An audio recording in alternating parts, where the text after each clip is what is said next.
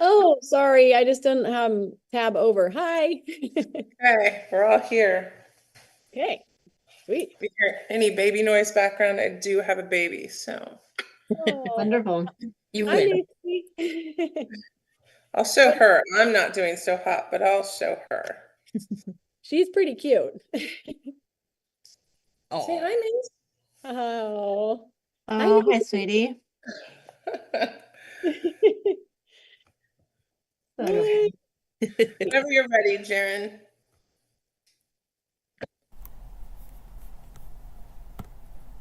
Okay, I started the stream. Okay.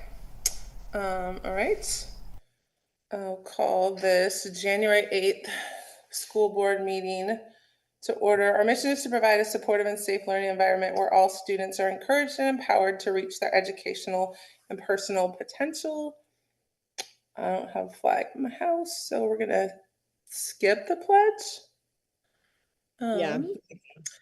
So we will everyone's went over the agenda and the changes or additions from yesterday, right? Yes. Okay, thanks, Mizu. Um, so we're gonna we'll go through the charter presentation soon in our discussion there, and then we'll go into a few other items that were added. Is there any public comment, Jaren? No. I'm assuming no. Okay. Well, then let's kick off. We sent some questions. So I know you had those to kind of start us off with, Kristen. So if you want to introduce yourself or begin, however we want to start this. Sure. Hi, my name is Kristen Kelly. I am the charter school specialist at ODE. I'm here to support charter schools within the state of Oregon. And I'm here to help you all out with your questions. I also have a presentation if you'd like me to show the PowerPoint, and we can go through that first. And then we can address your questions. Anything that comes up during the presentation, write it down. We could talk about it. And at the end, I have your specific questions. If you'd like to, we can talk about that as well. Does Okay. everyone want to start that way, have her present, and then we'll see what we have after that? It's a general overview about charter schools, and specifically, I'm assuming you're wanting to talk about single district charter schools for Yep. Mapleton. Yeah. Okay. Let's do that then. Okay. Yeah. So it's specific to that. So hopefully it will answer your questions. Okay. So I am going to present this. Let me know if you can see it. Does it have, can you all see that? Yes. Yes. Great. Okay.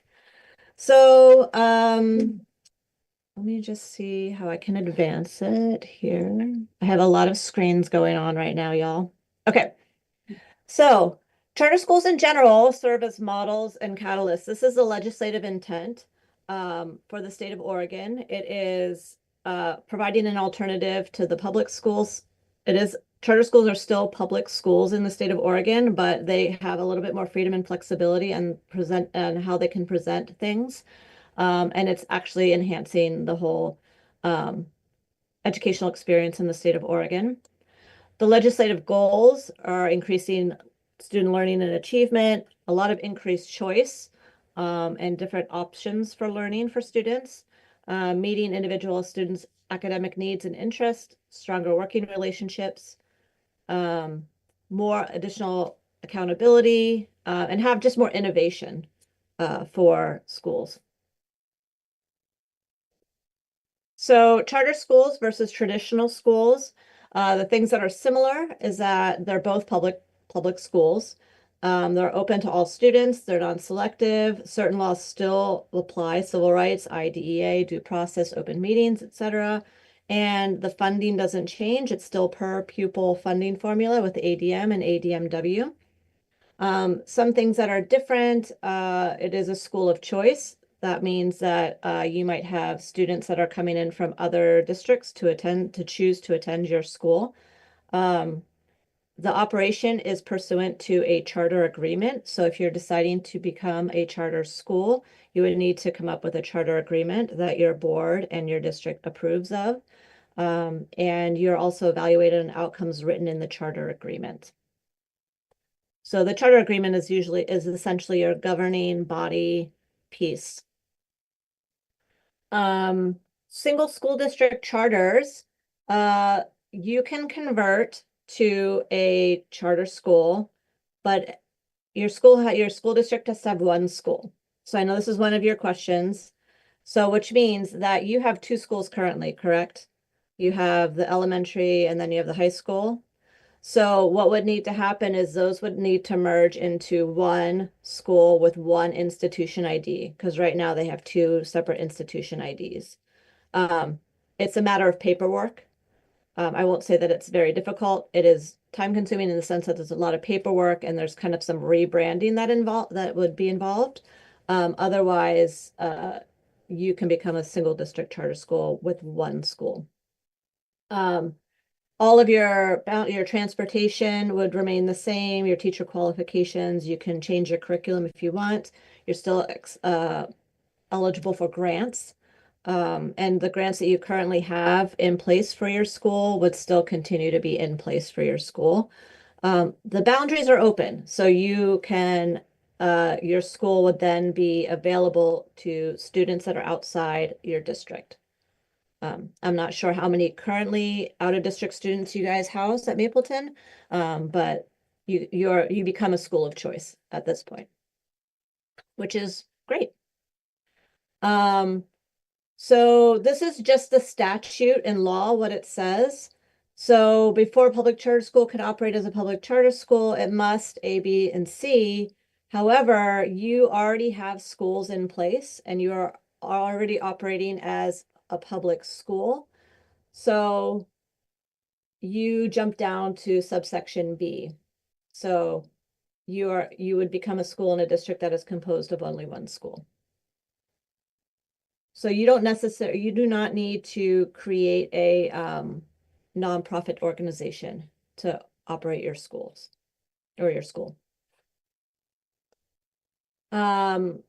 In general, charter schools, there are some separations of responsibility between district and charter school. This is for other brick and mortar charter schools, but for Mapleton, the district and the charter school would be one and the same. So your current organizational structure can still stand. Your current board can still stand. If you decide to have a separate charter entity and create a 501c3, then if you have that creates its own board, which means that the two boards, I wouldn't recommend it, but the two boards would have to have different board members. But for ease, the best way to go about it in your district would be to have the one single school, charter school. Let's see here, next slide. Accountability is still accountability. You're still held to standards that your public school is held to. It is a public school. All the ESSA, IDEA, civil rights laws still apply.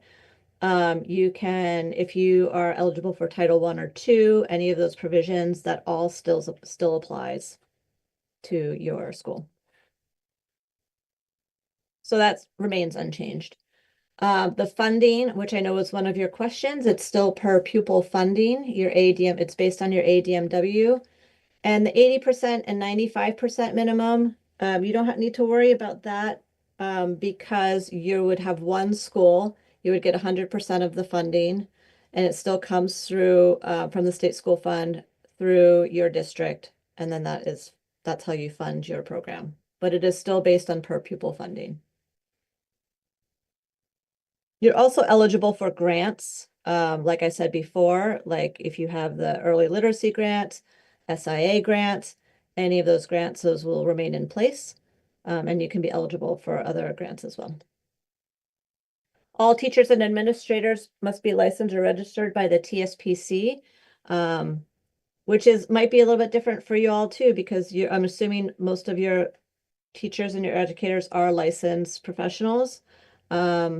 In a charter school, at least 50% of the teachers and administrators combined full-time must be licensed. And that means you have flexibility in hiring other folks who can get licensed or registered through TSPC under the charter school you can get a charter school registry for those folks. But 50%, I'm assuming 100% of your teachers are licensed at this point. So this is not a huge concern for y'all. You still have PERS. It's still a public charter school. It's a public employer. This pertains to other schools, but charter schools can contract with the sponsoring district. You are your own sponsoring district, and you can employ staff that way. If you already have bargaining contracts, if your staff already has that you can still remain in place. If not, that's okay too. Charter schools usually have a lottery admission. So it's admission through an application process, and there's a public lottery for enrollment if you're oversubscribed. Preference is given to resident students and may be given to previously enrolled students, those who have siblings, and prior enrollment boundary. And if you have space available in your program, you can admit out-of-district students. Space available can go by grade band as well. It doesn't have to be in general. Like if you have some space available in the kinder grade band or the first grade band or the 8th grade band, you can look at it per band and determine as an as needed basis. So your community members develop the charter school board. Sounds like you already have a board.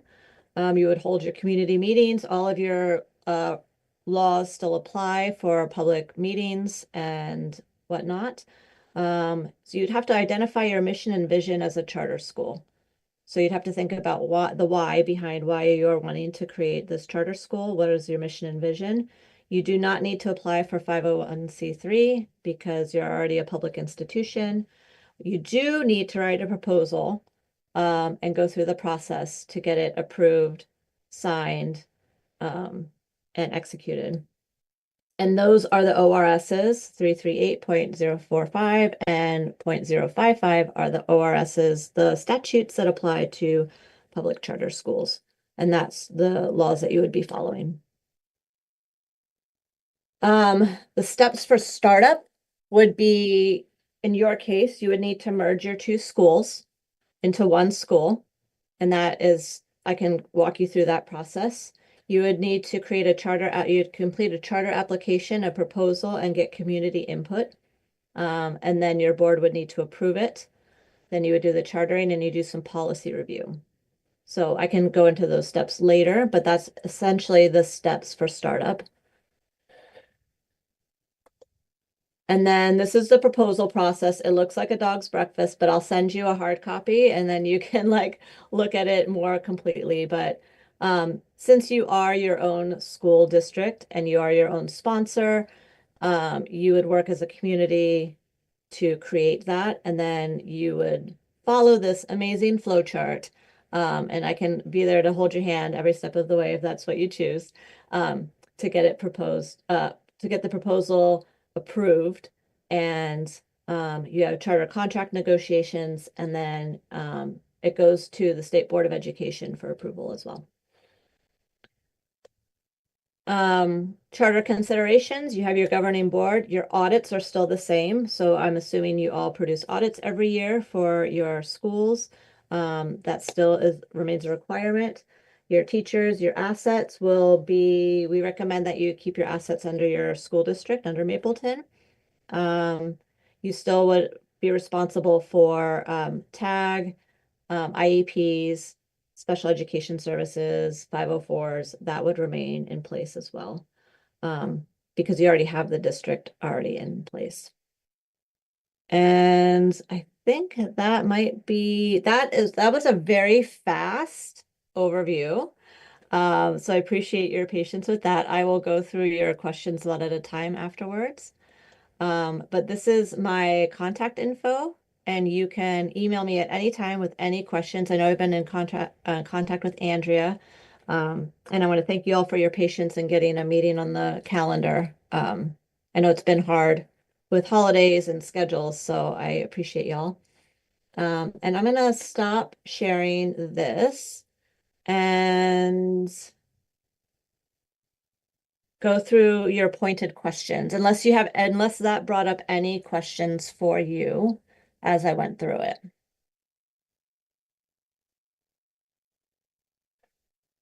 All right.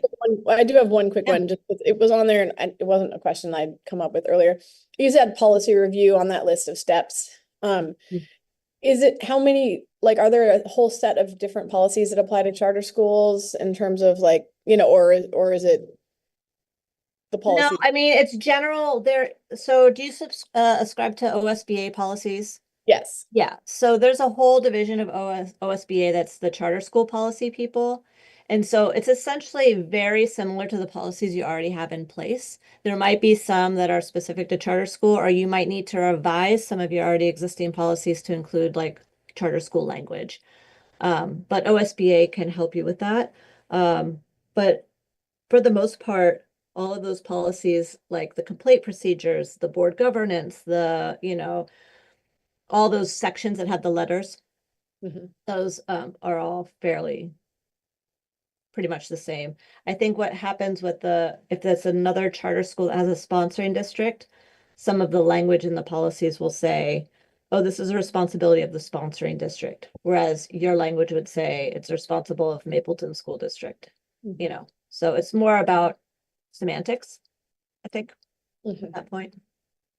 Got it. Thank you. Yeah. So some of the questions, the first question was, what are the state-specific legal requirements for establishing, transitioning, and operating a charter school? So again, it's ORS 338.35.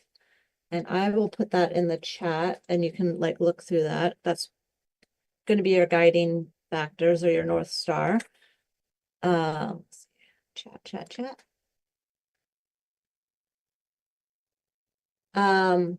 And let's see here. So as I mentioned with Mapleton, because you already have two schools in existence, you would have to merge them into a single school and then fill out an institution request form to make that happen. And so then that school gets a new institution ID, which is where you get all of your funding funneled to and from. So yeah, update your school as an ID as a charter school. But all of that happens after you submit a proposal and it's been approved and you come up with a charter contract. So that's the first step, is to do the proposal, figure out your whys, all of your details around that, get it approved, go through that process, and then at the very end, when it's like we have a charter school now, then we can change your institution ID. The second question you had was, who governs the charter school and what does the board composition look like?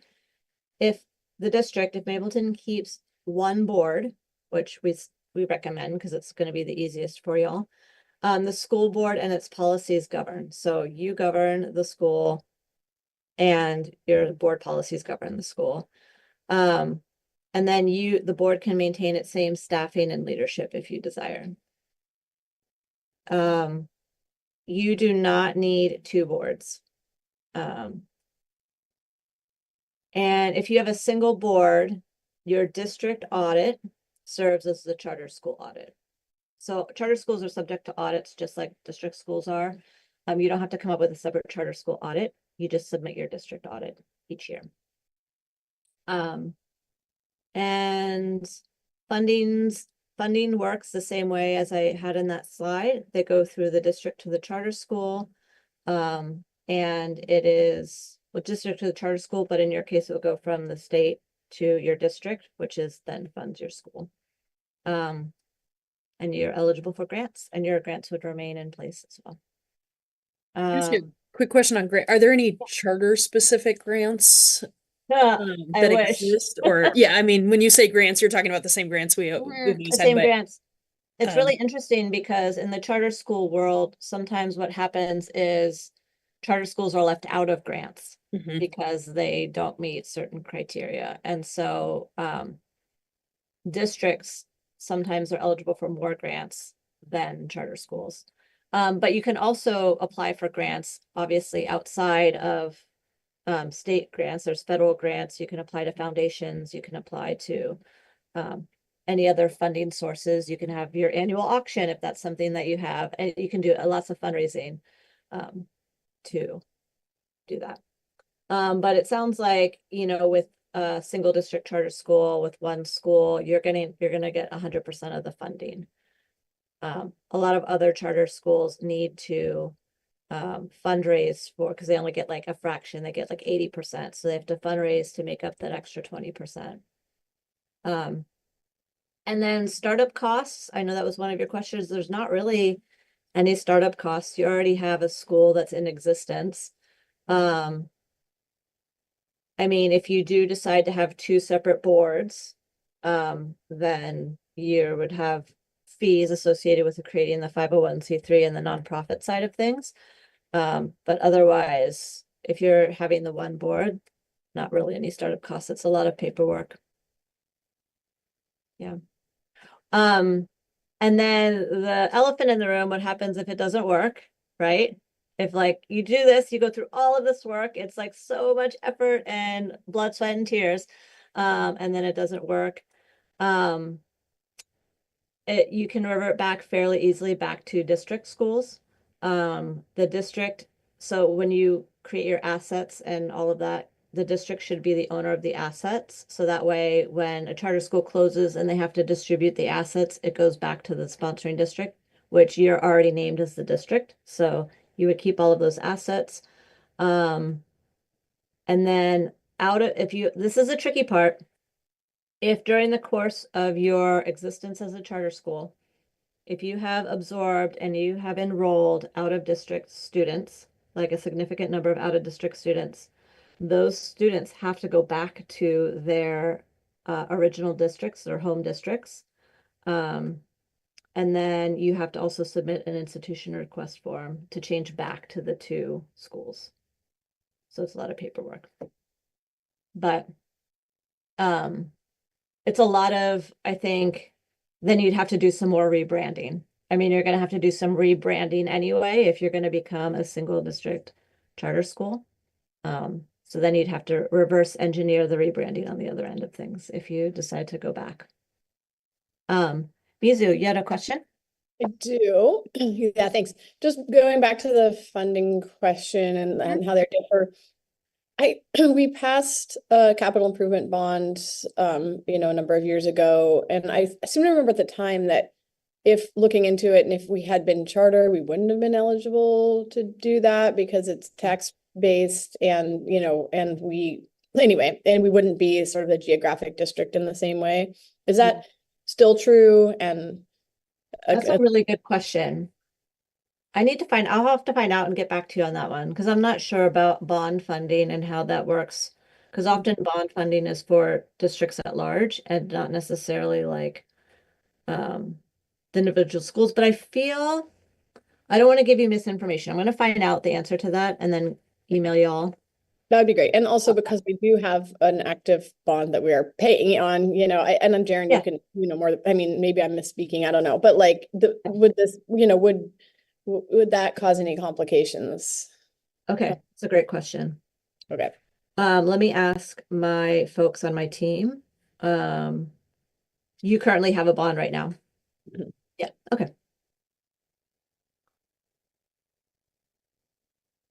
Perfect. I will ask them and I can get that back to you. Okay, thank you. You're welcome. I'm curious. I did a lot of talking, y'all. How are you feeling? What's your yeah, I'm curious to hear from you why you're considering this route. What are your thoughts around that?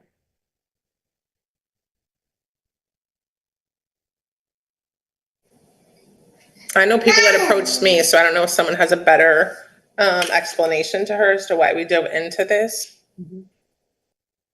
I don't think I have a better explanation, but I can like open my mouth again and see what comes out. I think like I definitely have been interested in learning about it because we have a lot of charter schools around us in all of our surrounding communities. And, it's difficult for us. We want to be able to I don't know, serve students in the way that we do now, which I'm really excited about and proud of and happy with. But also we, essentially it has become competitive, and we end up with people being able to choose other districts for their students, which a school choice that's great. However, the reverse can't really happen to the same degree. And so, that's concerning for our enrollment. And I just have been wanting to investigate all the options that might help us with that. That's my impetus for this, is just like fact finding. Let's hear the pros and cons. It's an option. And along with, are there other options that are good too? So that's mine. Anybody else? Any other board Do you members? currently have a virtual component to your school or not really? No. That's great. And I think that was a good explanation, Miju. Okay. Well, hopefully I provided some information. I will email you the slide deck, and then I'll also email you another document that has that crazy chart in it that you can follow the steps to do that. And then the best thing to do is maybe, I know it's not the most riveting reading, but to read the statutes and the laws that apply to charter schools and how they differ than other schools, other public schools. So you can be informed on that front as well. Kristen, I have I think two questions to add. One, on the accountability, you did not say anything about state testing. Specifically opt out versus opt in. Is it the same as public districts? Same. Okay. And then the second one, there's like in the kind of impetus of charters existing in Oregon, they talk about innovation. I think that's why I was asking about grants specific to charters. Like, what do you see it truly driving innovation in charters, and where and how? Yeah, I feel like in Oregon there's about 128 different charter schools, and they're all very, very different. Some are virtual, some are like kind of hybrid virtual, some are home-based, some are have specific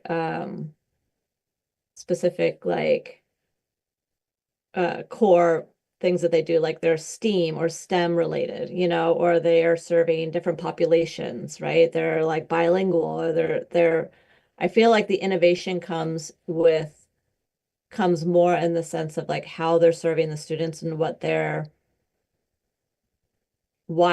they want to serve the students in this way. That maybe they're serving an underserved community, maybe they're serving students in the arts, right? Or science or math, or they have to get all the subjects in, but they could have a particular focus in one way. And there's and a lot of rural schools have different populations, as you know. And so really, I feel like the innovation is driving like the different types. There's also like Montessori schools. Like there's a bunch of Montessori elementary schools. There's kind of Waldorf inspired schools.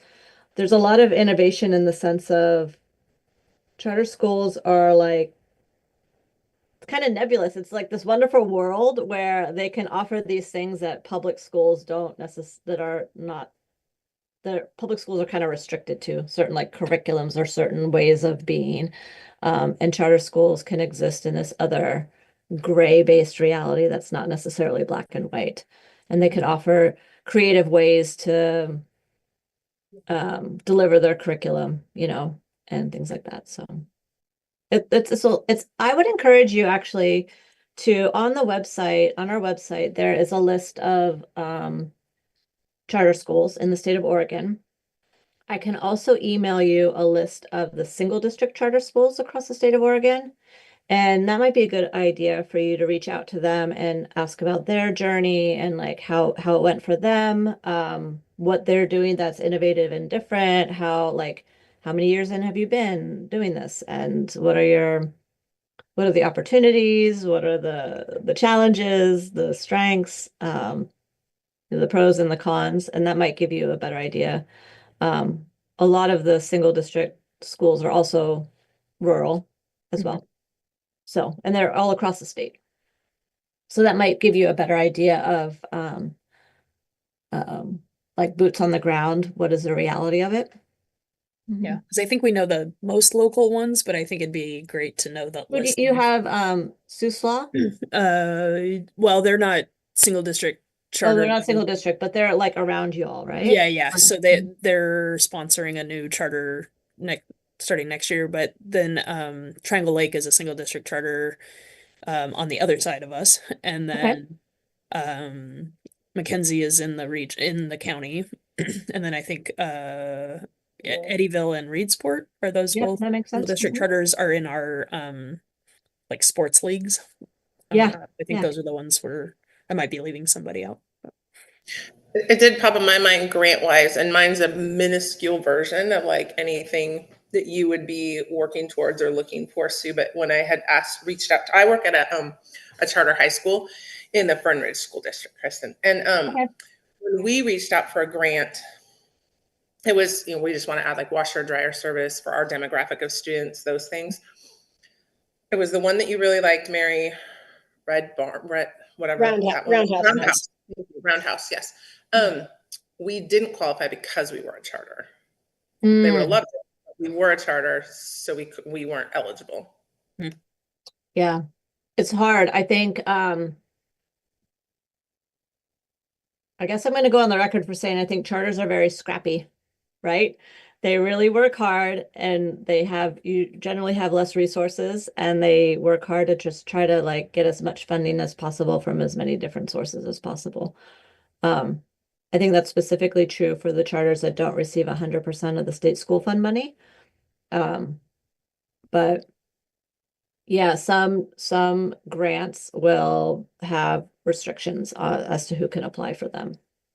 And sometimes charters are left out of those for better. And do you see that even with a charter, single district charter, that if a charter is left out, then by default a single district charter is left out? Because it still falls under the charter umbrella. Okay. Yeah. Yeah. But if you remain a district school, it's different. I mean, if you remain like a Yeah, public school. interesting. Yeah. I had a different question. Yeah. I know that like Triangle Lake and Lowell offer it. I'm not sure about Mackenzie, but they offer like a homeschool portion of their charter. So I don't know if that's something separate from just your basic whatever, or if that's something else you have to add in or. So how that works is like homeschool is homeschool and it's not charter, it's completely separate. But there are some charters that have what they call a home base model, which means that I'm not entirely sure of those two schools. I know Alliance Charter Academy up in Oregon City. What they do is it's kind of very hybridy, where they have students on campus like 4 days a week. And they have rotating modules where and then one day a week is they're working at home, but they have to take attendance and they have a connection with the school and they have um, a they have to assign a learning coach to the students, right? And usually this is where it gets tricky because with the home-based models, parents cannot be the children's learning coach. It has to be a licensed teacher. So they have the students check in with their teachers every day, either virtually or on site. They had two cohorts where they would have the students come in like Tuesday, Thursday, or Monday, Wednesday for the full days, and then the students on campus on those days get they get in-person synchronous learning. They also get like electives like music or art or band or home ec or whatever it is that they're getting on site. And then they do their off-site learning like separately and virtually. So there's a lot of different models out there of home-based. And some do have a larger community of like quote unquote homeschool families. But that's something you can ask those home-based schools how they model it, because I've seen several different ways on how they structure their days. If that's something you want to put in your charter contract, if that's something you want to pursue, that's something you can do. I'd have it in writing as to this is our model of education. I have a question to build on that. Uh-huh. So one of the ideas in my head is really about homeschool and like if learning opportunities, whatever that looks like, one, can they be offered outside of the school day, like in a later school day, like evening Mm. time? And can a homeschool student and a general ed, like a charter school student, attend that same activity for credit? So homeschool, if it's a homeschool student is, if it's a purely homeschool student, they're not a public education student. They have withdrawn from the public education system and they have registered with their local ESD Right, as a right, homeschool family. So they don't get any credits, they don't get any, I mean, it's just they are like separate. right. And if you have a student that's enrolled in your school as a charter school, they are still a public school student. So they will still get all of those things. In terms of like when you have your course offerings, it's generally during the school days. I mean, I'm not sure, like after school hours, if they're going to the planetarium or they're going, those types of educational offerings, it's usually, that's another question I'd have to ask the learning team as to whether or not that counts as instructional time. I think instructional time is mostly during the school days, Monday through Friday. Okay. Yeah. But I can double check on that one. It really gets blurry between homeschool and, well, I mean, homeschool is Well, very and specific, but I think with the families, and so as a school, you have to really communicate well as to like, this is our learning model, this is what we're offering. yeah. This is what our contracted is, and we're bound by our charter contract, and this is how we're measuring attendance and instructional time and X, Y, and Z, have it all spelled out. And then parents, the choices, the parents can either choose, they can opt into your thing or go to another school. So there's a variety of charter schools out there. So if you hone in on what it is that you're wanting to offer and then talk to other charter schools that offer similar programs, they can give you some good ideas.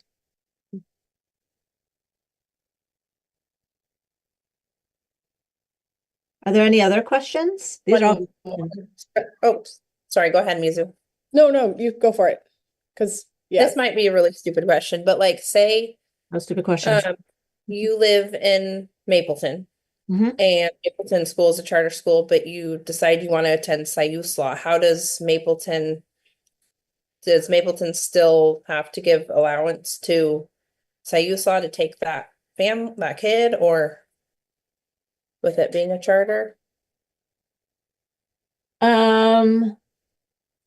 So I think what would happen is you would just do like inter-district transfer with that student, like an out of like, because your student resides in Mapleton, but they're going to Law. And so when they apply to Law and they get accepted in Law, then they'd come back to you and say, hey, we have this student, we're transferring them out. And then they're going to claim the ADM for that student. And you would not get the ADM for that student. Yeah, and can I jump into that? So right now we have that, right? Any kid that wants to go to Sayusla, they get approval from Sayusla and then come to us and get approval. Mhm. As a charter, do we still maintain that approval status, or do we That is a then- really good question. That's kind of what I meant. That's what Abby was getting If at.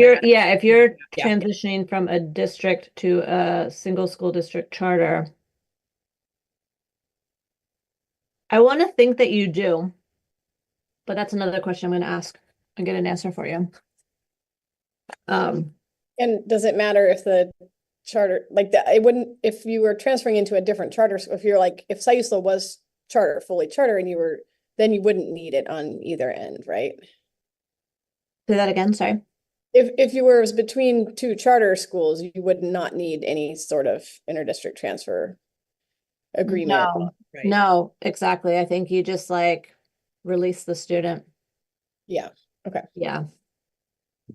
And there's some, I actually don't know the rule offhand because we have pretty open agreements between our districts, but what's the cap, like 10% cap or something that then you can say no over? There's like I a just 3% cap for 3% virtual cap. charter. 3% is the virtual charter. It's the virtual charter schools. Is Mhm. there, I think there's a cap also, but I don't know if that's just Might an be. agreement locally or a existing rule, but are there, yeah, I think it's the same question though, is as a district charter, do we hold any authority Mhm. for On capping your transfer. interdistrict Yeah, transfers yeah, out? yeah. Yeah. I'm writing this down.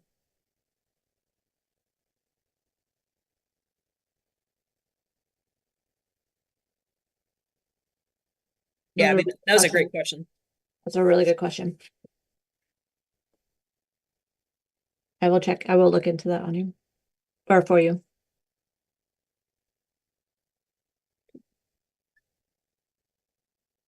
Like, if nobody, does anybody else, I've talked a lot, so Mary, Andrea, anybody else have any other questions? I have one big broad question that I'll throw out there if nobody else has. I other- say, go ahead. Yeah, go ahead. Okay. Not hearing stop. Okay. So I'm just wondering, like, you know, like sound like have a great familiarity with a whole bunch of charter schools. Do you, in terms of just like thinking about comparable districts, like single district charter schools in rural areas, um what are the biggest snags that schools are hitting now or have hit? And like, I guess kind of like partly as I'm thinking about like where in the life of their charter, like say you start charter and it's all going great, is there some point at which you're seeing that schools typically hit a snag or not? Like, yeah. I think it depends on the governance of the school, right? If you have a very strong board and you have a strong governance and you have great oversight and you're having clean audits, you're responsible with the money, then generally there is no snag. If there are like if there's like some lapse in oversight, then that does happen. I will say in general, not just with charter schools, I think in schools in general, and maybe you've experienced this, there is challenges with enrollment, right? There are a lot of students that are unenrolling and going to virtual schools or or choosing to do all homeschool, increasingly. So enrollment and attendance, I would say is just, I don't think it's unique to district schools. It's also unique to charter schools. So I would say that that's hard. That's a snag in general. And then just, you know, if you're becoming a charter school, you have to kind of market yourself in a different way, right? So then you have to, because you want to be able to attract enrollment from maybe other districts or other schools or other students. So I think just enrollment in general is hard. Got it. Okay. I think that if you have strong oversight, strong board governance, but by the questions that you're asking me today, I have no qualms about like the leadership potential. And yeah, strong staffing and just, yeah, then it should be fine. But Okay. I mean, like I said, if you do need to go back to being a district, two district public school, like a district with two public schools, that's doable too. Yeah, I think just to follow up, like that question that I asked partly comes from my I want to the similar, like related to the question I asked about the bond, and it's more comes to capital improvements, like super hard. Like, you know, everybody knows that it costs a lot of money to maintain your, you know, like our facilities, and that like I can see that over time, you know, your facility is, you know, it's just taking on wear and tear, and Yes. and so like if going charter significantly reduces your ability to raise funds to do capital improvement, I would say that'd be like the snag I'm kind of thinking about, or like the type of snag I'm thinking about. Like maybe in 20 years, we're like, wow, we need, $20 million. And the only way to get it is this way, and we don't have access to it or something like Right. that.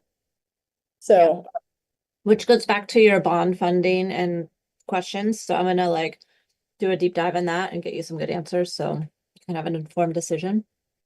Hey, just to state out loud, it's not really a question, but the Oxum money exists, and then there's in legislature right now, there's a lot of conversation about more funding for schools for facilities and increasing that. Are charters getting named in that? Well, you- that's a good question. There's an Where- open legislative session right now. Yeah, We're in open session, which means that when bills come through, I often get flagged to review them to make sure charters are included. included. You Okay. know, so they do come to me and I do a review process, or like things are not. So it's thoroughly vetted, and then we all put our input into the analysis. So Yeah. I guess there I'll are say, definitely advocates, I will say, Yeah, you know, in the charter school sphere. Yeah. I will say, maybe advocacy for single district charters. Yeah, there's also Maybe an all, but amazing. specifically single district charters because they're running their own buildings. It would be a That's right. shame if they weren't included in the opportunities to maintain their buildings for their communities. There's also an incredible organization called ORC3S, which is Oregon Coalition for Charter Schools. And I'll put their, let me see if I could pull it up here. And they have a lot of resources too. They are not affiliated with the government. Let's see. Oh, it has it. Oregon Coalition of Community Charter Schools. So they have a bunch of events. And you can like get on their mailing list, ask them a lot of questions. They have resources. There's advocacy days. They're an advocacy group for charter school and funding and whatnot. So, they do policy. I mean, yeah. I have another question that never crossed my mind until the two questions before, but I think I always assumed this, but never thought about it. But our board is publicly elected. Is that still like for single district charters? Is that process still the same? How does that work? I believe that's probably still the same. Charter schools that have a that are brick and mortar that have a 501c3, there's a different election process for their officers. Yeah, it would still be the same. Still the same. Yeah. Publicly elected, you also be subject to all of the recording rules, you know, for like recording and posting your meetings, and any of your current policies will still hold true. So that's one nice thing.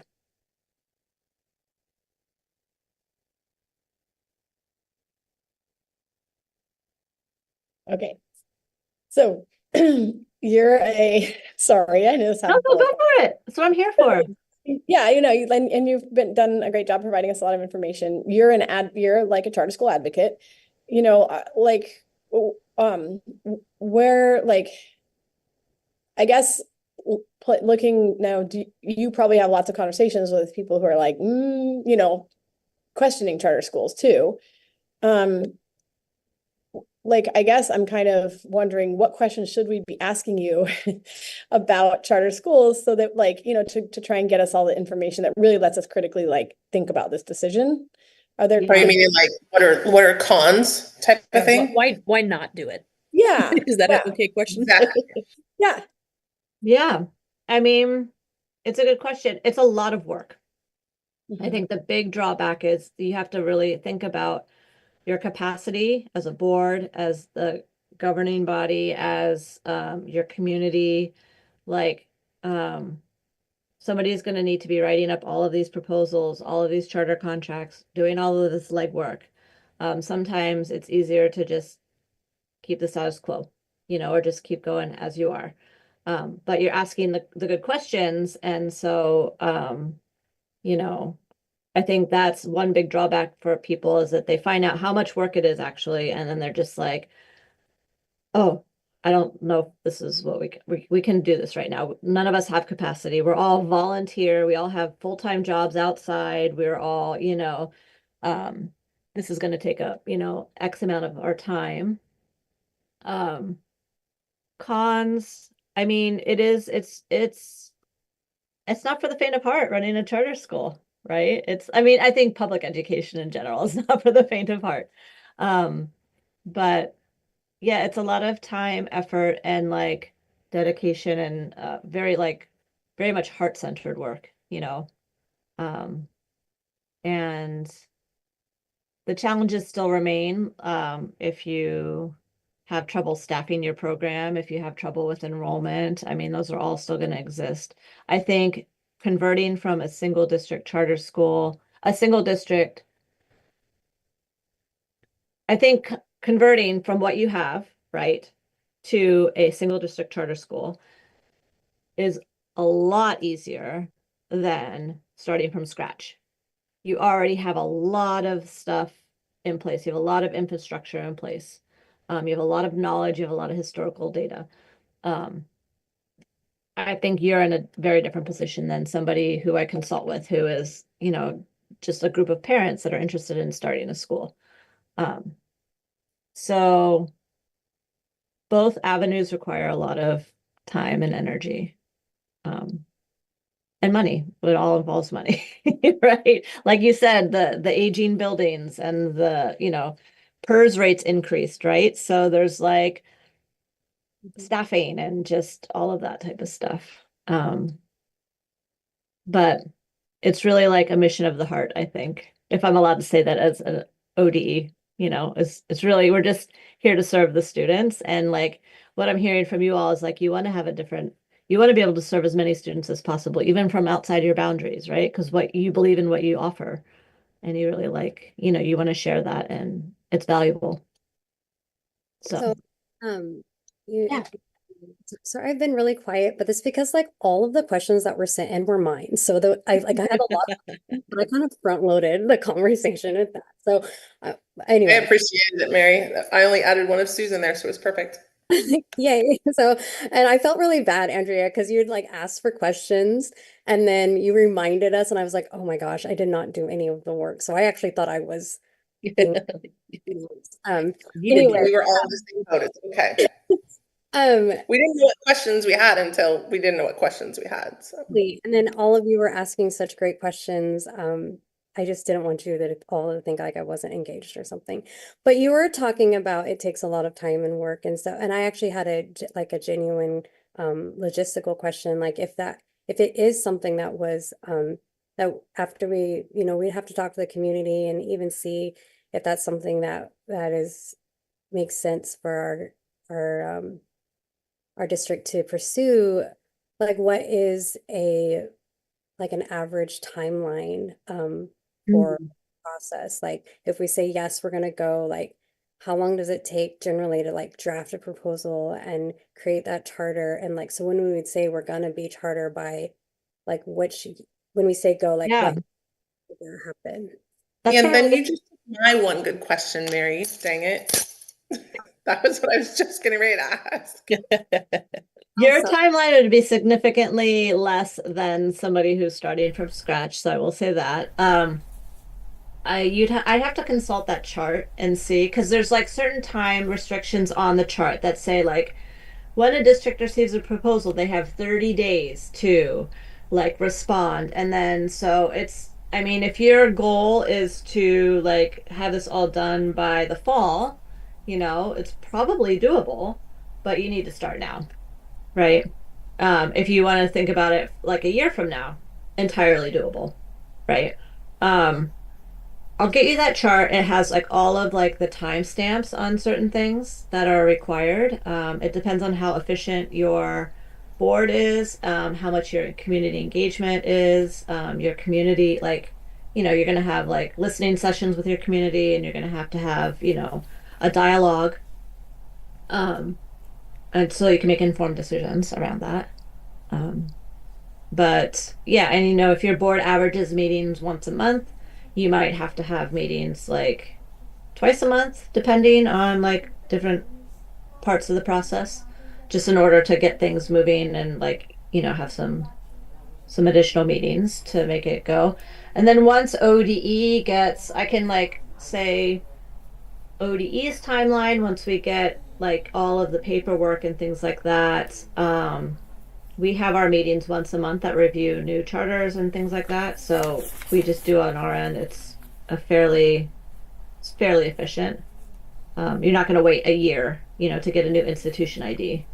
But yeah. So I don't have specifics, but it is like there's timestamps for those things. It depends on how fast you can create a charter contract, and do all the legwork around that, and get it approved and get it, vetted, and that's the time and energy I'm talking about, right? Because everyone wants to just come home and eat dinner and not have to sit at the computer again after work and write a charter contract, or get it like farmed out to 5 different people to edit. And it's like it's a lot, but it's good though. I'll toss a question out there. I didn't notice it. I was kind of also paying attention to a business manager meeting during your presentation, but I tried to pay attention as well as I could. But becoming a charter district, would we still be, you mentioned, kind of turn into 501c3 status, would we still be eligible for the LGIP? Yeah, so you won't have to do the 501c3 status because you are going to be a single district. So you already have your board. If you want to, you can do that. That's more work, but you can just already convert what you have. And you are eligible for everything that you're currently eligible for. Hopefully that answers that question. So you were going to come off, Mike. Nope, yeah, that's good.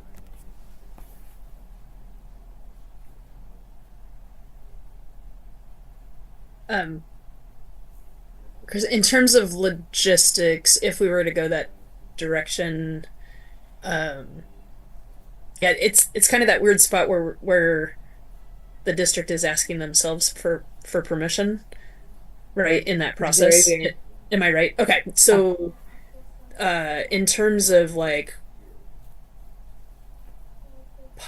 I guess what's your recommendation for logistic? Like, do you recommend a subcommittee of the current board to then craft that and bring it back, or can the current board be writing the whole thing to ask the current board permission?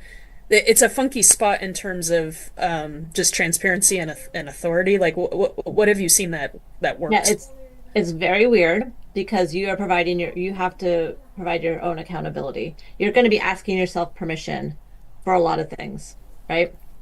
So I like the idea of subcommittees. You can easily do that, or make your subcommittees have community members as well. Have a board subcommittee to work on that, present to the greater board for input. I think that would be great. The more you can like come up with systems now would be really helpful. Like subcommittees are great. I mean, I'm coming at this work from prior to this, I was a charter school administrator. And so we always had subcommittees to work through specific things that played on people's strengths too. Otherwise, if it's everybody on the board writing it, then it's public. And not to say that we don't want public meetings. It's just if you have a quorum, then all that has to be done. That's right. Publicly on that. And so I'm trying to figure out like what's the most both efficient and transparent and best. I don't know. And logistically sound. Like yeah, exactly. Can meet like maybe once or twice a month and then present it to put it on the board agenda in the packet for the next meeting for everybody to review. Yeah. And vote on and discuss. It feels to me that this is that right, like, or is the reason that so many single district charters had two boards. So Mm. like one was crafted to create the charter to ask the district chart, and by default you had two, Yeah. which is also not ideal long term. Um, and I think most have gone away from. But yeah, it had never dawned on me why two. Somebody told me there was also for startup money at some point in the past, and to get that money you had to have a second board. So it seems like that has gone away. People say two are a bad idea, but navigating the logistics of asking yourself and creating it yourself are still an issue. Yeah. And then if you do have two boards, the board members they have to be completely separate. You can't have one person serve on both boards. So that's like an additional, you know, additional manpower. Yeah. Or people power. Yeah. Or woman power. Yep.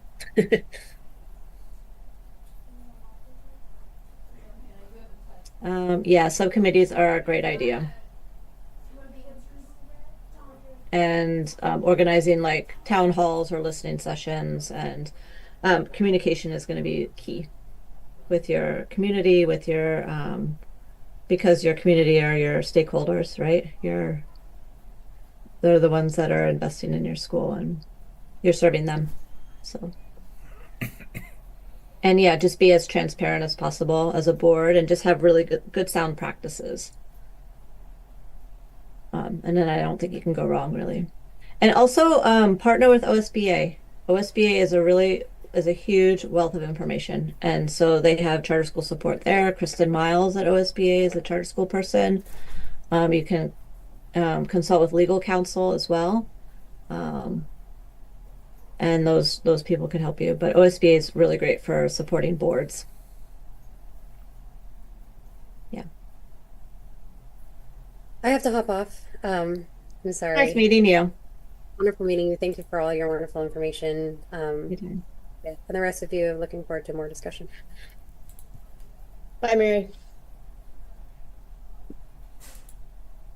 Yeah, you guys, please ask me any questions. You can always, I'll put my email in the chat. Email me anything that comes up. I will email you. I think I have Andrea's email. I can email to Andrea, and then she could disseminate to you all the answers that I find about the board funding, and then the transfers, the out of district or inter district transfers. But if anything comes up over the next bit, please feel free to reach out. And I would be more than happy to help you. Would you be willing to share your presentation also? Absolutely. Yeah, I'll send you the presentation, and then another document that has that flow chart in it that has like all of the steps involved. Great. That. On my list of things to do. Awesome. Thank you. Yeah.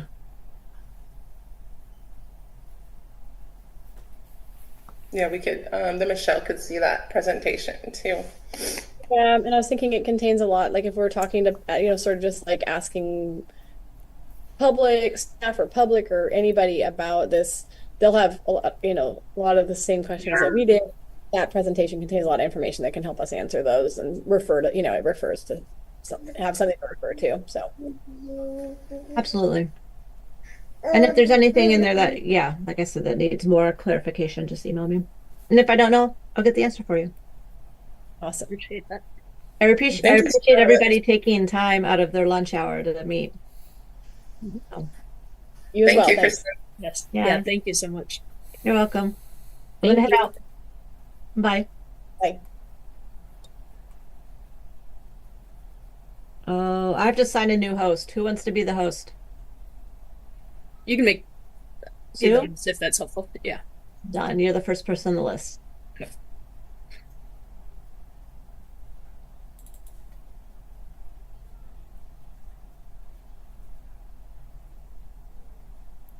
Okay. Okay. So moving on, right? Yeah. Andrea, I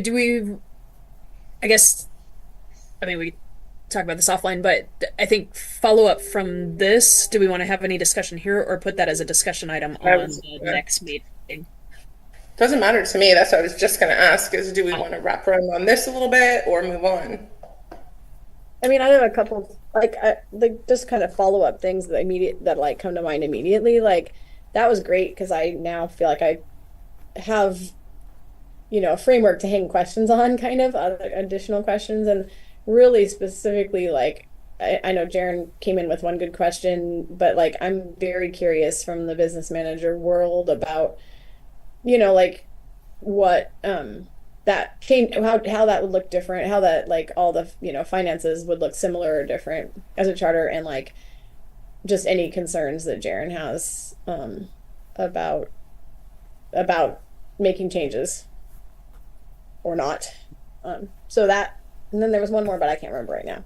But so just like kind of like continuing now, like to sort of ask more, like dig in more, like are there other people we should try and bring into the conversation at this point?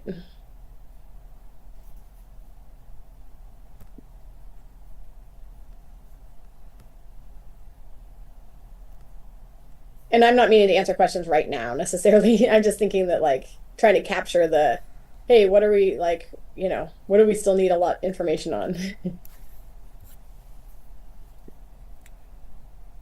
Yeah, One thing does, oh, sorry, go ahead, Jared. from business side, I mean, it sounds like pretty similar still. So, yeah. Yeah, I'll say on that, I would want to look up our primary grant funders in this region and see who includes like hearing Roundhouse doesn't is a little scary. Who else, like United Way, Lane Community Health Council, like there's some definites that I think we would apply to regularly and not want to lose funding through. And I was trying to prove to myself that certain ones give charter, but I couldn't come up with any definitive proof for any of them off the top of my head. And so that's, for me, that was the biggest red flag of like, oh shoot, everything else I'm still in the same spot I was, which is fairly neutral on this, but that was the only red flag that raised for me. Yeah. Yeah, and I think there are potential ways around, or not around, but like to work with that, which is like have a community partner who is a 501c3 that they are the applicant, or so like that would be when you look at the grant sources we have, maybe also look at like could they pass funds through to a charter school if they were the applicant. Yep. Abby, you had something, right? Yeah, I don't know what it is now, so maybe it'll come back. Oh yeah, like does it change like insurance or anything? I wonder if like you have to get different insurance. I don't know. I don't know how that works, but Oh, good question. Yeah. Good question. I feel like it shouldn't, but because everything else remains the same, but it is a good question to verify. Yeah, it sounded like stuff would still stay the same on that end.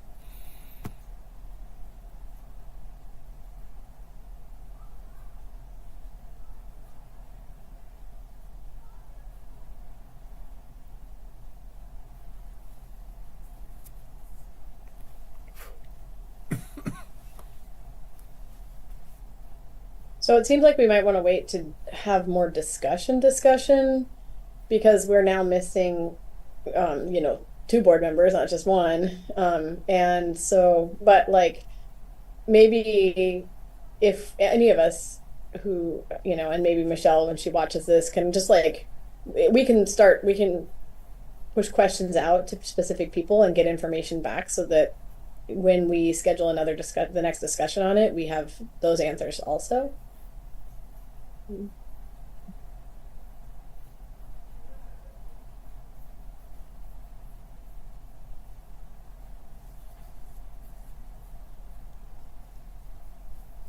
Yeah, I'll just say it loud. I think for us the most, like, I don't know what the right word is there, but a focus, Abby, the homeschool question and conversation and what's possible there.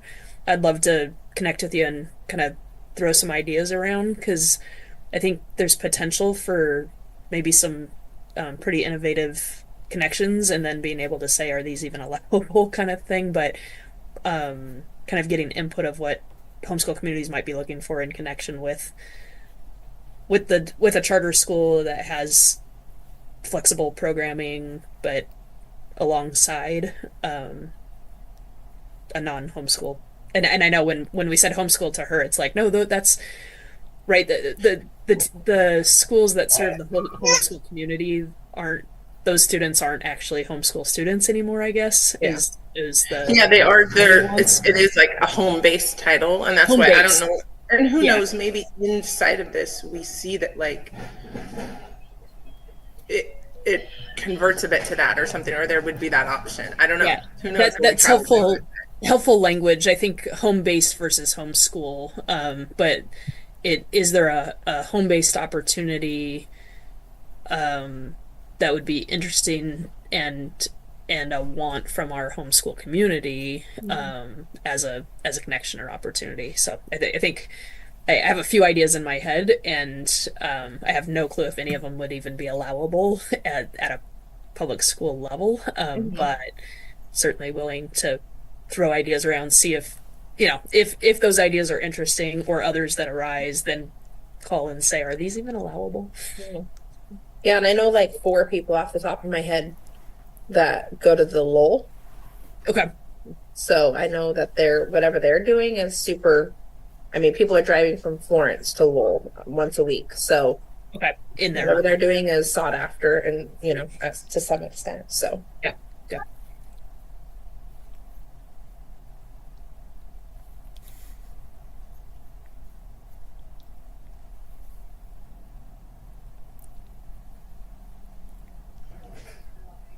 Sorry, I don't know if someone's waiting on me. I had a screamer there for a second. So Andrea, we're probably at a spot to go to the next Fine. item. I don't know if Okay. I think I'm reading that correctly. yeah. Okay, so now we're moving to the early intervention program discussion.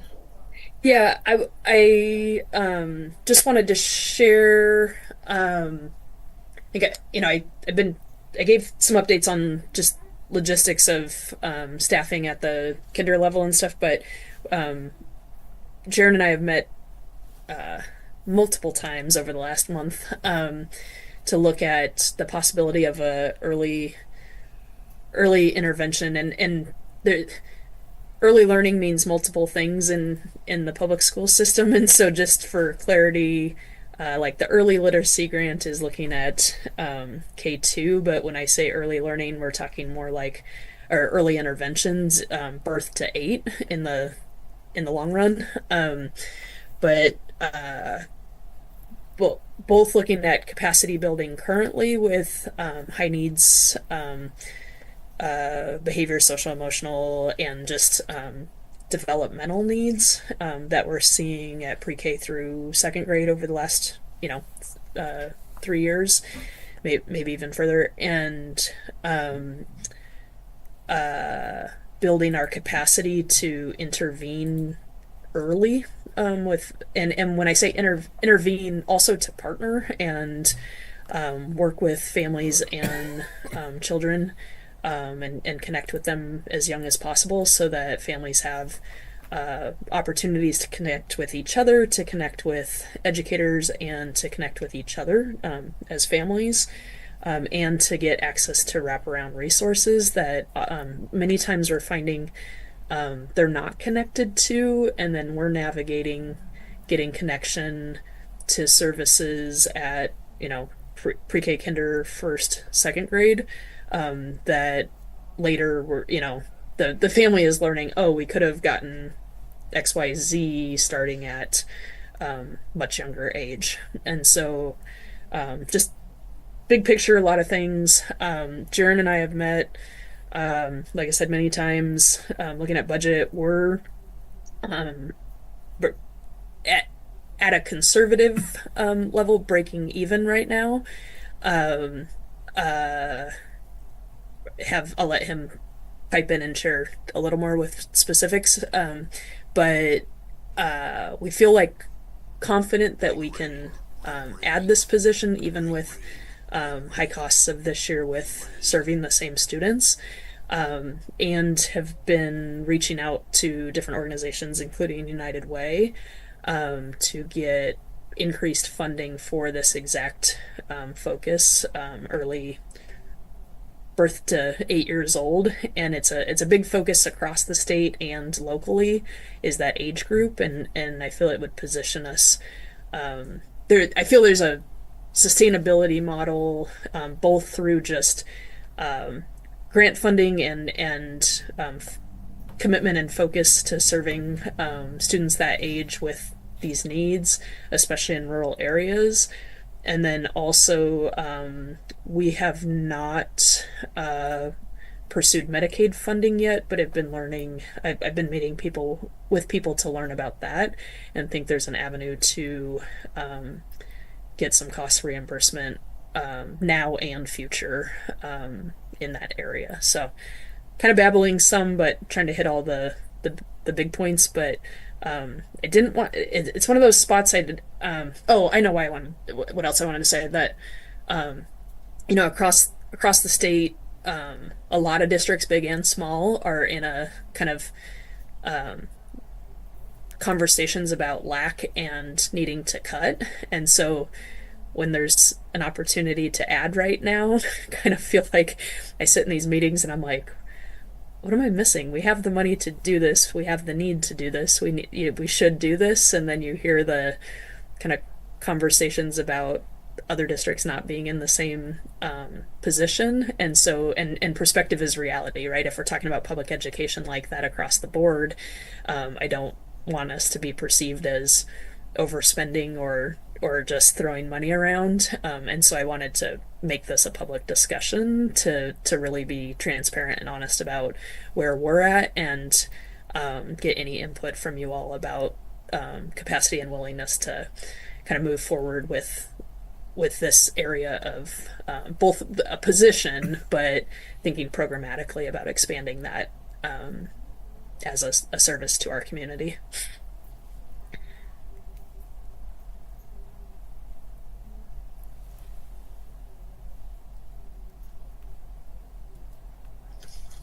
Okay. So, Just too long. Oh, no, go ahead. Oh no, you started before me. You go. I was just going to say, is there a discussion or a question on that? So. Oh yeah, okay. Well, so question, just like long term. So what I'm thinking that you're saying is that, like, right now we would be paying for some of this position like out of our budget, our budget, and that you do anticipate there being longer term funding that would fund a position like this. Yeah. And that you'd be pursuing funding for that. Yeah. And right now, Lauren and I talked about this yesterday, 30, 60. I think we have guaranteed funding right now for at least 60% of this position immediate, like right now. Ballpark 60, 65. And then I do expect avenues towards that being just, not even to it being 100% covered. But this is one of maybe the only, this is the only add-on position in terms of thinking about a program that's not 100% funded before we take the jump, but it's more guessing. It's not guessing. It's hypothesizing that money will be available soon. Yeah, but the need is current now. So. Right. So I guess that's my follow-up is I just want to get a picture of like this person would help relieve those elementary. Danny, is there background noise in your there's a lot of Sorry, it was mine. Sorry, it's not too bad, but it's better.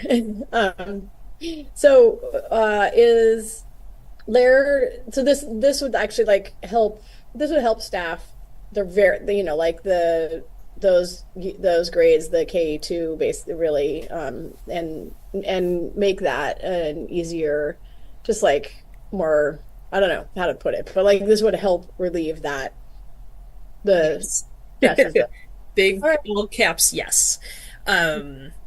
We're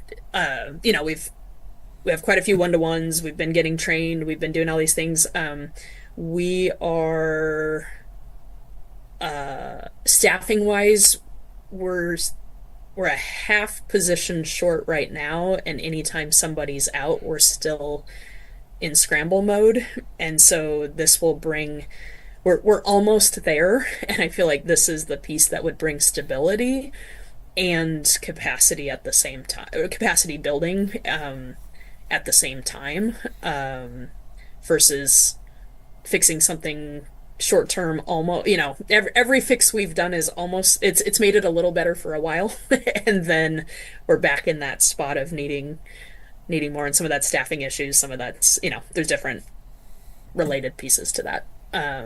But I feel like very much it would bring stability and capacity building at the same time right now, in a way that would, I feel like we've, for just to make sure we have like major cliches, climbed the mountain and we're like somewhere at the peak, and this would help us like stand up top, see vision, and say this is where we're going and this is the path to get there, and be able to really do that with confidence, and not be scrambling on the day to day to fill needs and pull.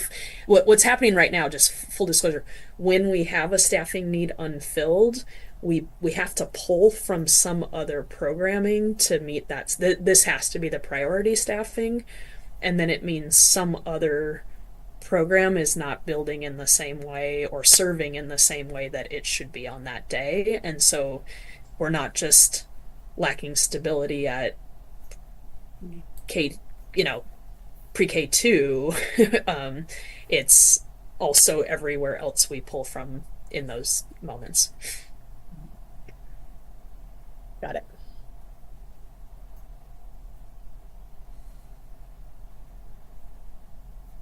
And Jaren, are you willing to jump on and not let me speak for you on the budget part and say, like, confidence level of affordability and that kind of stuff? And wait, Jaren's, what's the word?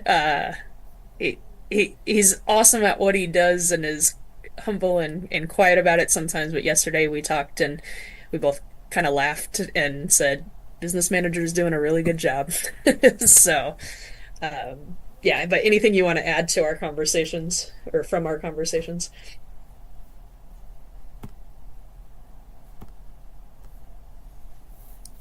No, there's no money for this because Jerk. because I want more money in the bank because it just looks good in there. Looking at where we're at, I feel like we're still in a pretty good spot and stuff. And so, yeah, if this is going to help down the line, then I don't have any objections to, casting about for it. So.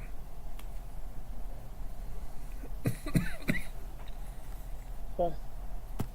Yeah, I mean, for me, it's like trying to balance, like budget concerns or not, or non-concerns with, like the day-to-day needs of our staff and our students. And so it's helpful to hear from you, Jaren, and about that you're not, that this is seems to be a budget decision that we could absorb, and then also see the need for the staff. It's good to know. So.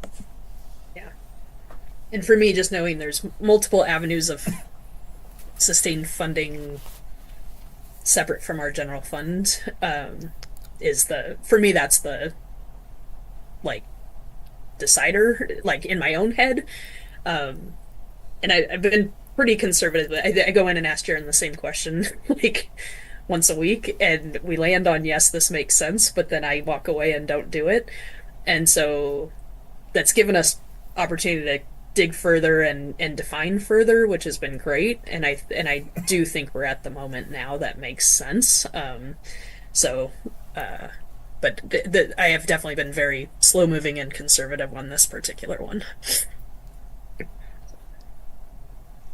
And this is not, you're not asking for, like, there's not a board action necessary because this is your decision to hire, right? Yeah, I think so. You guys can correct me if you think it was more just really being public and transparent and getting a chance to hear from each of you. I'll also call Mary after the meeting, just one-on-one, to have a conversation to make sure any ideas or concerns, or it's helpful to hear from you all, because sometimes, you know, there's things that come up that are like, oh, we actually hadn't thought about that, or, you know, whatever it is. So I wanted to make sure there were lots of brains on this one. And it's really because it's not 100% funded before I'm jumping, and usually I like to find the funding first. Yeah, great. Yes. Good, but it seems like seems like we have provided, you know, for this. So, okay, well, I don't have any, given the answers that we, you know, the information you and Jaren have provided, I don't have any concerns about it at this time. So that's just speaking for myself. Cool. Abby or Annie, anything to add? I don't really have anything to add, but I was just so like you guys probably know, but I don't know what do they do? What does this person do? Yeah, so early on right now, it's going to be about pre-K and kinder capacity to serve, I'll say, high needs students. Many of them are students with disabilities, but some of them are not, they haven't gone through the whole thing of having a formal disability, but there's high needs. Mm-hmm.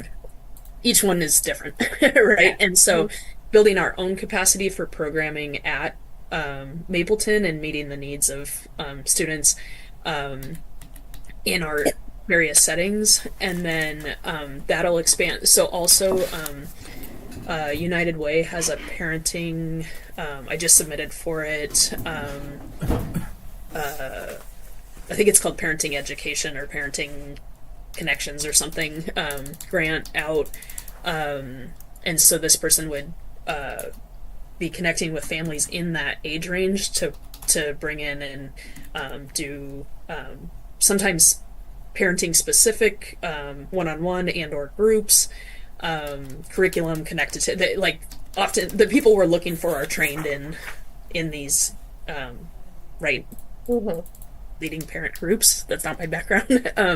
And then as we expand that, the vision really is identifying families and children in our region and getting those connections early. So at birth, what are the resources in the region, and how do you have a place to go, find resources, connect with other families and parents, specialists if you need them, if you're navigating hard situations.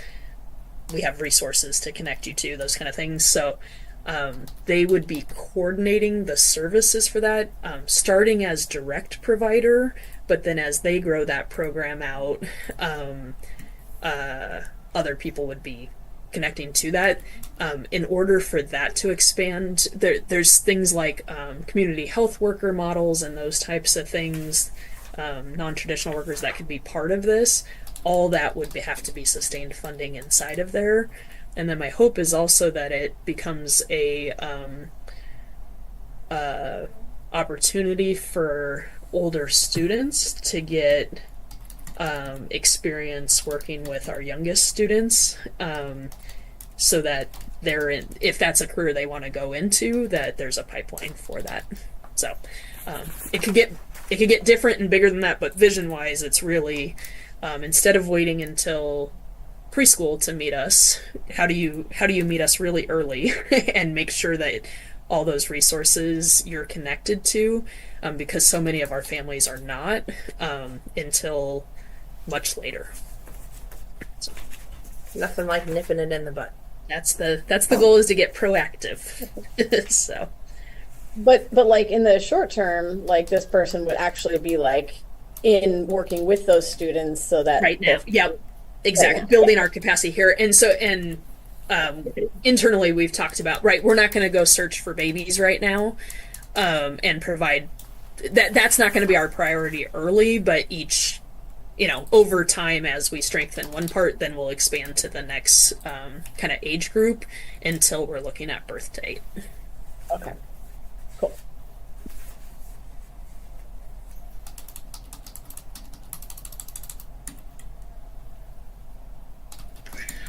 Okay, everyone feel informed and good about that? I do, after a better explanation.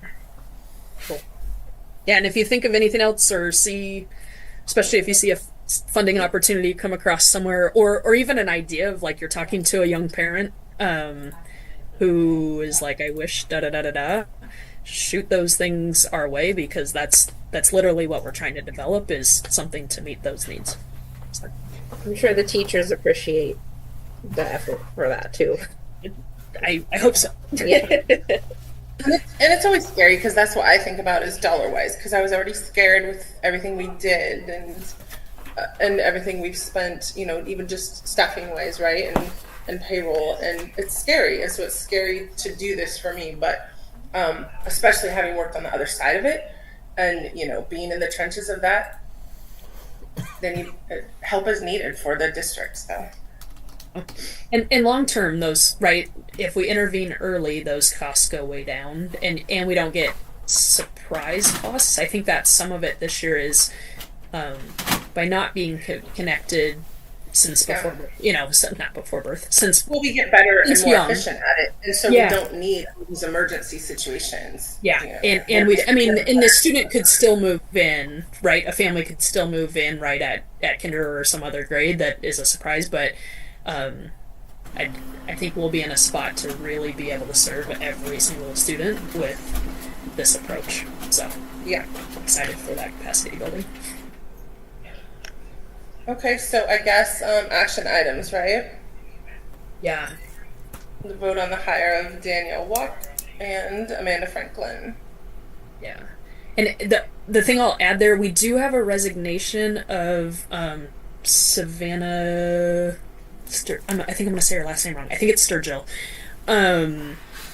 But like it's been in conversation and it's real, but we don't have a formal written one, so we'll put that on the next one, but just know that there was a resignation in there as well. And that's part of these shifts.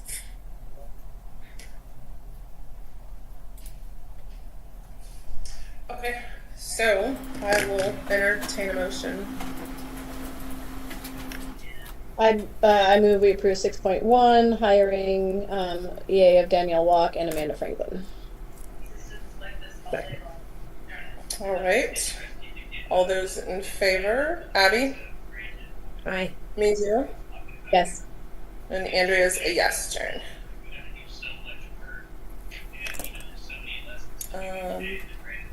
Okay, any other discussion items?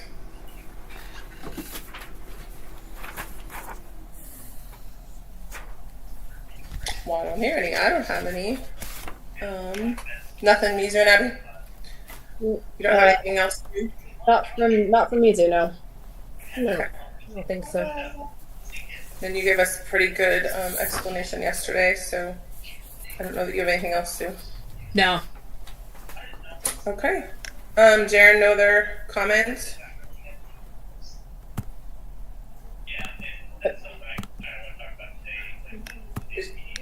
He said no. Yeah, I just had the thought there, you mentioned, worried about the funding and stuff on it, and like Sue said, people talking about cuts, and just in that business manager meeting I was just on, they're talking budget right now, and they're like, yeah, we're looking at a 5% cut, and this is based on the governor's budget, which is, a 10-11% increase in funding. And I'm just like, I don't know what you guys are doing that we're not, but whatever. Yeah. We're not there yet. Yeah, I really do think it was A good place. So. we are, and I really do think it was that COVID ESSER, all the money that came in that cliff, so many people put it into full-time staff or into staffing or general fund activities versus adding, and we didn't do that. Or if we did that, we did it in ways that you could move it out of that. And so I think that's the difference. I don't know. Karen and I were kind of talking, spitballing yesterday, trying to figure it out, but whatever it is, I don't think we did it. Yeah. So, yep. I don't have anything else, I don't think, other than, hey, if you want some books, come on down to the middle school. Yeah. There's lots of really fun, lots of fun books. And if they're not here, then I won't spend as much time reading them and more time working.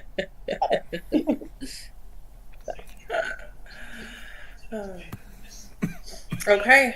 Well, if there's nothing else, I'll entertain a motion to adjourn.